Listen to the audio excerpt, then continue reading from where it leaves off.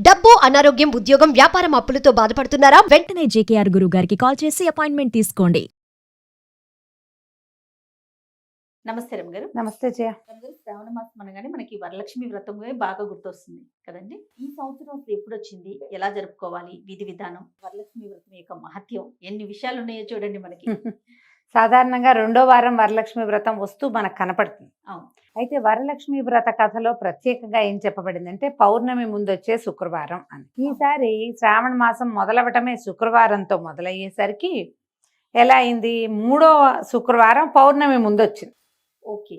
సాధారణ మనం పూర్వకాలపు లెక్క అయితే మనం ఏం చెప్పుకుంటామంటే మూడో వారం అంటే వ్రతమైన మరుసటి వారం పనికిరాదు పూజకి. మూడో వారం మురికి వారం అంటారు మన వైపు. ఓకే.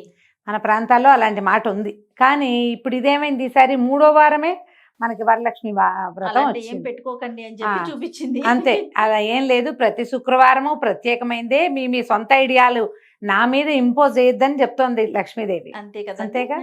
అయితే మనం పౌర్ణమినే లెక్క పెట్టుకోవాలి. లెక్క పెట్టుకోవాలి. ఇప్పుడు వస్తే దాని ముందున్న శుక్రవారం. కథలో ఉన్న వాక్యం అది. పౌర్ణమి ముందొచ్చే శుక్రవారం అని. పౌర్ణమి ముందు వచ్చిన మూడో శుక్రవారం నాడు మనం వరలక్ష్మి వ్రతం జరుపుకుంటాం. అయితే సంవత్సరం అంతా మనం లక్ష్మీ పూజలు చేసుకుంటాం. నిత్య గౌరీ పూజ, శుక్రవార లక్ష్మీ పూజ అనేది ఒక నియమంగా మన ప్రాంతాల్లో కూడా స్పష్టంగానే కనపడుతుంది. దీపావళి అప్పుడు కూడా మనం లక్ష్మీ పూజ చేస్తాం. దసరాల్లో మహాలక్ష్మి అవతారం వేస్తాం. అవును. కానీ ఈ ప్రత్యేక శ్రావణ మాసంలో మాత్రం వరలక్ష్మి వ్రతం అని ప్రత్యేకంగా చెప్తాం. మహాలక్ష్మి అష్టలక్ష్ముల్లో ఒక లక్ష్మి కాదు ఈమె. వరలక్ష్మిని. వరలక్ష్మే వరాలిచ్చే తల్లి. ఈ వరం ఎట్లా ఇస్తుంది, నువ్వు అడిగితే కాదు, నువ్వు బాగుంటే ఇస్తుంది, నువ్వు సరిగ్గా ఉంటే ఇస్తుంది. ఈ మన కథ ప్రకారం మనకు అదే కదా కనపడుతుంది. ఎవరైనా ఇప్పుడు చూడు, ముందున్న కథలు అన్నిట్లలో, అన్ని పురాణ గాథల్లోనూ లక్ష్మీదేవి కోసం తపస్సు చేసిన వాళ్ళు కనపడతారు. అవునండి. తపస్సు చేసి లక్ష్మీదేవిని సాధ్యం చేసుకున్నటువంటి భృగు మహర్షి, ఇట్లా కొంతమందిని గురించి చెప్పుకుంటాం మనం. కొంతమంది ఇట్లా నాకు సంతానంగా నువ్వు పుట్టమని కోరుకున్న వాళ్ళు ఇలా మనకు కనిపిస్తారు. కానీ లక్ష్మీదేవి తనంతట తాను వచ్చినట్టుగా ఏ కథల్లో అయినా ఎక్కడైనా చూస్తామా మనం? ఎక్కడ చూడలేదు. ప్రయత్నం మీదే లక్ష్మి వస్తుంది.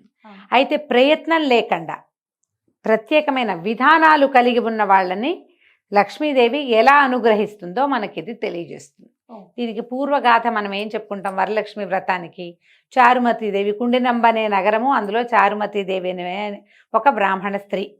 ఆమె భర్తని అనుసరించి ఉండేది. బుద్ధిమంతురాలు. అత్తమామల్ని బాగా చూసుకునేది. వాళ్ళ ఇంటికి వచ్చిన చుట్టాలు పక్కాలను చూసేది. చుట్టుపక్కల వాళ్ళతో గొడవ పడేది కాదు.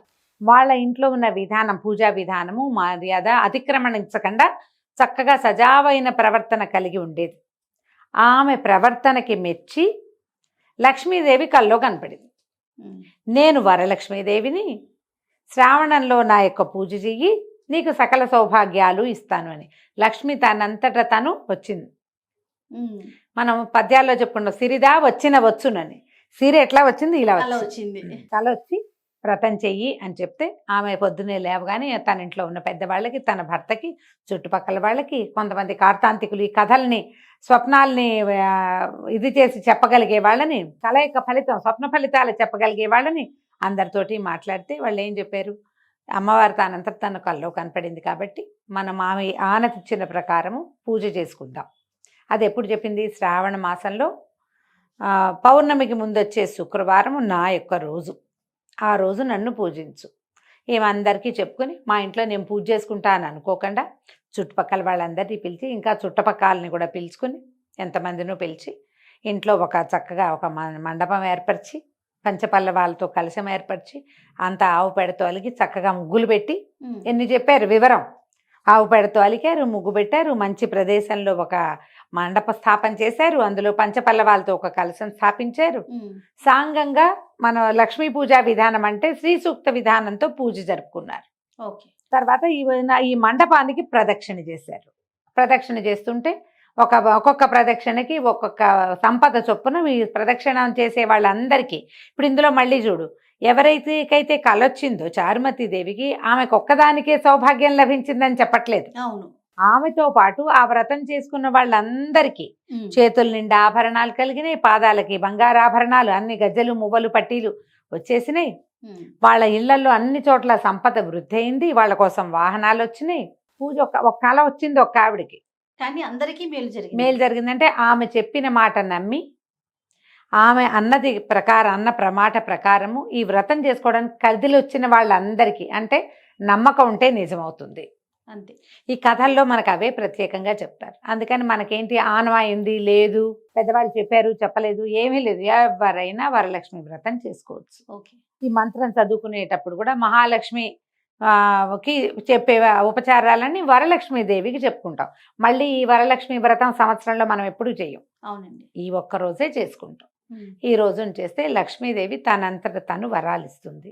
ఆమెకి ఏం కావాలి? శుభ్రమైన ఇల్లు, శుచి కలిగిన పద్ధతులు, పెద్దల్ని గౌరవించటం, భర్తతోటి సంసార ప్రీతిపూర్వకంగా నెరపటం, చుట్టుపక్కల వాళ్ళతోటి ప్రశాంతమైన జీవనాన్ని గడపటం. మనది ఏ ధర్మమో ఆ ధర్మాన్ని నిర్వర్తిస్తే లక్ష్మి తనంతటా తను వస్తుంది. వరలక్ష్మి వ్రతం కథ అది.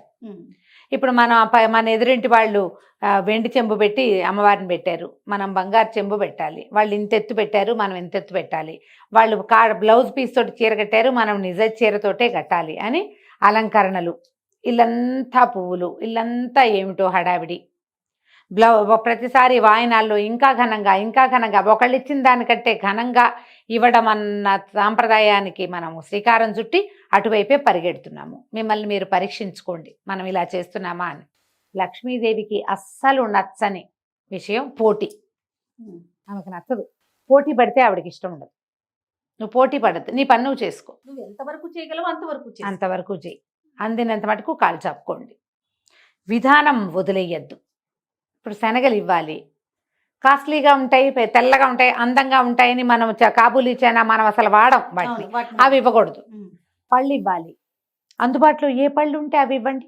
ఫారిన్ పళ్ళు ఏమైనా ఎక్సోటిక్ ఫ్రూట్సే తెచ్చి ఇవ్వాలన్న ప్రయత్నం పెట్టుకోబోకండి. వస్త్ర విశేషం ఇస్తే మంచిదే, మీ శక్తి కొలిది జాకెట్ మొక్క ఇచ్చినా మంచిదే, ఇవ్వకపోయినా పర్వాలా. చీరలు పెట్టాల్సిందే, లేకపోతే కుదరదు, వాళ్ళు బట్టలు చీరలు పెట్టారు వాళ్ళకి బాగా వచ్చింది మనకు వస్తుంది అట్లా అనుకోవద్దు. ఈ రకమైన ధోరణిలోకి వెళ్ళద్దు. శ్రద్ధ ముఖ్యం. శుభ్రంగా చక్కగా శుచి శుభ్రత పాటిస్తూ శ్రద్ధగా పూజ చేసుకోండి. భక్తి శ్రద్ధలతోటి తాంబూలం ఇస్తుంది వరలక్ష్మీదేవికే ఇస్తున్నామన్న శ్రద్ధతోటి వాయనమో తాంబూలమో ఇచ్చుకోండి. మీరు ఎంత శ్రద్ధగా చేస్తే ఫలితం అంత బాగుంటుంది.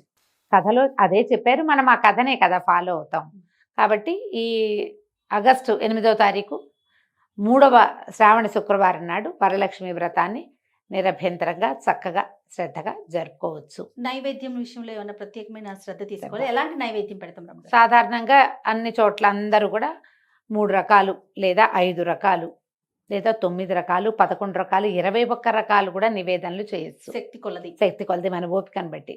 మనం మామూలుగా చేసుకునే అన్నం పప్పు కూర అన్ని మామూలు పదార్థాలతో పాటుగా ప్రత్యేకంగా చిత్రాన్నాలు, పాయసము, పులిహోర, దద్దోజనం లాంటిది, తర్వాత ఏమో బూరెలు, శనగపప్పుతో చేసే పదార్థం ఏదైనా, శనగపప్పుతో మన మైసూర్ పాకు లాంటిది, బూందీ లడ్డు లాంటిది, అలాంటిది వడలు, శనగపప్పు వడలు.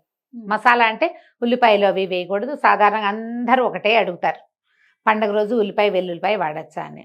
ఇలా పూజా విధానం పెట్టుకున్న రోజున వెల్లుల్లి వాడబోకండి. నేను అబ్బాయి ఉల్లిపాయ వాడండి, స్ప్రింగ్ ఆనియన్స్ గారెల్లో వేస్తే బాగుంటాయి అని అడిగారు మొన్న ఒకరు. స్ప్రింగ్ ఆనియన్ కూడా వాడద్దమ్మా.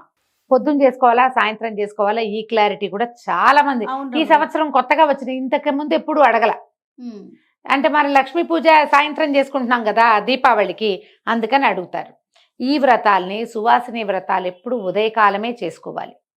సాయంత్రం సూర్యాస్తమయం అయ్యే లోపల మీరు నానబెట్టిన శనగలన్నీ వాయనం ఇచ్చేసుకోవాలి.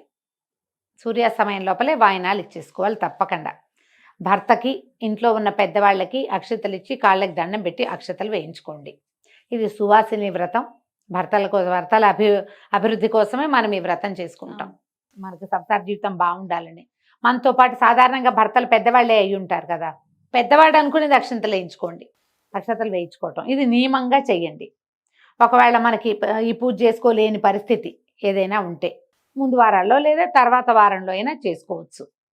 కానీ ఈ రోజున చేస్తే ఉండే ఫలితం వేరేగా ఉంటుంది. ఎందుకంటే ఇప్పుడు పౌర్ణమికి ముందున్న శుక్రవారం అని ఎందుకు చెప్పారంటే, పౌర్ణమి ముందు ఉండేటువంటి గ్రహస్థితులు వేరు, పౌర్ణమి తర్వాత వేరుగా ఉంటాయి. అందుకని ఇలా చెప్పబడింది.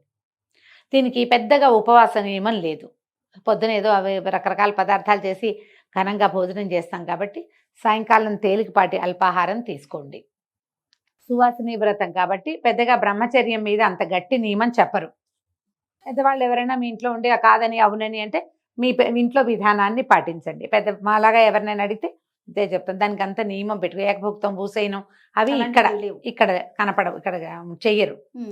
మీ శక్తి అనుసారం చక్కగా తాంబూలం ఇచ్చుకోవచ్చు, పూజ చేసుకోవచ్చు. పువ్వులు, పళ్ళు, తమలపాకులు, తర్వాత రవికల బట్ట ఏదైనా బ్లౌజ్ పీసులు లాంటివి, తర్వాత ఆభరణాలు ఏవైనా గాజుల్లాని చెవులకి మెడకి ఏమైనా పెట్టుకునేవి అలాంటివి కూడా ఇవ్వచ్చు.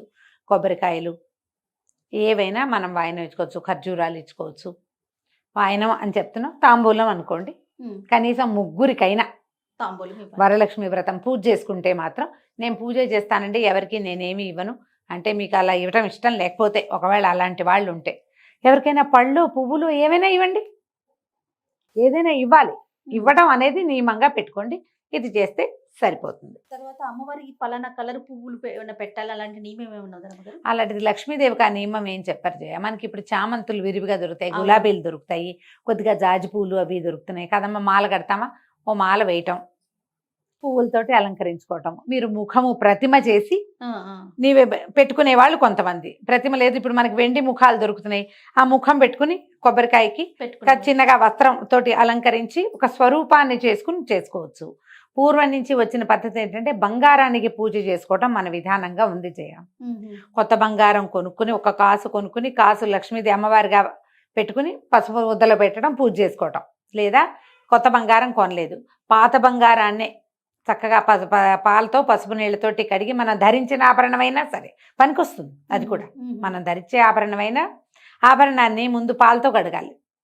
మళ్ళీ తీసాక ఒకసారి కడిగేసి పాలతో కడిగి ఇట్లా పాల గిన్నెలో వేయండి, తీసేయండి. చిన్న కప్పులో పాలు పోసుకొని పెట్టి తర్వాత పసుపు నీళ్ళతో కడిగేసి దాన్ని ఒక తమలపాకు మీద ఉంచి ఆభరణాన్ని ఇట్లా చుట్టి పెట్టండి. అది లక్ష్మీదేవిగా భావించి పూజ చేసుకోవచ్చు. కుంకుమార్చన చేసుకోవచ్చు, లక్ష్మీ అష్టోత్తరం చదువుకోవచ్చు, తర్వాత కనకధార స్తోత్రం చదువుకోవచ్చు, మహాలక్ష్మి అష్టకం చదువుకోవచ్చు. ఒకవేళ మీకు ఓపిక ఉండి చేతొస్తే చక్కగా అసలు లక్ష్మీ సహస్రనామం కూడా దొరుకుతుంది, సహస్రనామ పూజ కూడా చేసుకోవచ్చు. లక్షణంగా పువ్వులు ఉంటే చక్కగా పువ్వులతోటి అర్చన చేసుకోండి. షోడశోపచారాలు సమర్పించండి అమ్మవారికి. ఇంట్లో పెద్దవాళ్ళు అమ్మ అత్తయ్యో మేనతో పెద్దమ్మో పక్కింట్లో ఎవరైనా పెద్దవాళ్ళు ఉంటే ముత్తైదులకి నమస్కారం చేసుకుని అక్షింతలు వేసుకోవటము. ఇది మనం సాధారణంగా పాటించవలసిన విధానం. మీ ఊళ్ళల్లోనో ఇళ్లల్లోనో ఏవైనా ప్రత్యేకమైన విధానాలు ఉంటే వాటిని వదిలిపెట్టేయకుండా మానేయకుండా వాటిని పాటించండి. ఇది సువాసిని వ్రతం కాబట్టి ఈ ఒక్కరోజు భర్తల్ని దుర్భాషలాడకండి. మీకు కావలసినట్టుగా జరగకపోయినా సరే ఎంత జరిగితే అంతే అమ్మవారి వాళ్ళకి ఇచ్చిందని సరిపెట్టుకుని గొడవ పెట్టుకోకుండా చక్కగా వ్రతం పరిసమాప్తి చేసుకోండి. నమస్తే. నమస్తే.